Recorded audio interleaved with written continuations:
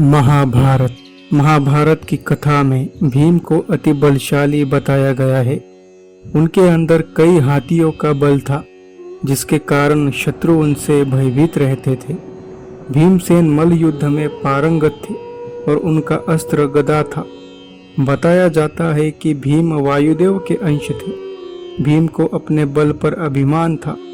उनके इस घमंड को हनुमान जी ने चूर चूर कर दिया था। महाभारत के कुछ पात्रों और हनुमान जी की कुछ कथाएं हैं। आज हम आपको हनुमान जी और भीम की एक कथा के बारे में बताने जा रहे हैं। हनुमान जी ने भीम को कर दिया था शर्मिंदा। एक समय की बात है, द्रौपदी के कहने पर भीम कमल पुष्प लेने के लिए गंधमादन पर्वत पर स्थित कमल सरोवर के पास पहुंच गए। लेकिन उनसे पहले हनुमान जी रास्ते में लेटे हुए थे और उनकी पूंछ रास्ते को घेरे हुई थी। भीम उसे लांघकर जाना नहीं चाहते थे। भीम ने हनुमान जी से कहा कि वे अपनी पूंछ को रास्ते से हटा ले ताकि वे आगे जा सके। हनुमान जी ने मुस्कुराते हुए भीम की बातों को अनसुना कर दिया।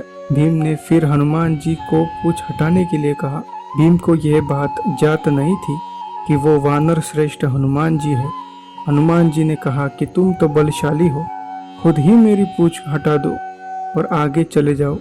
भीम इस बात से चिढ़ गए और हनुमान जी की पूंछ हटाने लगे। पहली बार में पूंछ टस से मस न हुई। फिर भीम ने पूरी ताकत लगाकर पूंछ को हटाना चाहा, लेकिन वो पूंछ को हिला भी न सके। हनुमान जी ने भीम के बलशाली होने के घमंड को क्षण भर में ही तोड़ दिया था। जब भीम थक हार गए, तब उनको लगा कि यह कोई आम वानर नहीं है। भीम ने हनुमान जी से क्षमा मांगी और अपने वास्तविक स्वरूप में दर्शन देने को कहा।